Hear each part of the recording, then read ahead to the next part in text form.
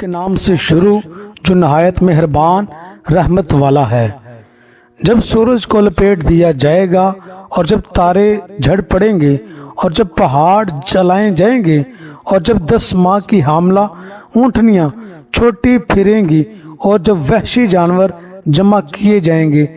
اور جب سمندر سلگائے جائیں گے اور جب جانوں کو جوڑا جائے گا اور جب زندہ دفن کی گئی لڑکی سے پوچھا جائے گا کس خطا کی وجہ سے اسے قتل کیا گیا اور جب نامہ اعمال کھولے جائیں گے اور جب آسمان کھینچ لیا جائے گا اور جب جہنم بھڑکائی جائے گی اور جب جنت قریب لائی جائے گی، ہر جان کو معلوم ہو جائے گا جو حاضر لائی۔ تو ان ستاروں کی قسم جو الٹے چلیں، جو سیدھے چلیں، چھپ جائیں اور رات کی جب پیڑ پھیر کر جائیں اور صبح کی جب سانس لیں، بے شک ضرور عزت والے رسول کا کلام ہے جو قوت والا ہے، عرش کے مالک کے حضور عزت والا ہے، وہاں اس کا حکم مانا جاتا ہے، امانت دار ہے، اور تمہارے صاحب ہرگز مجنون نہیں، اور یقیناً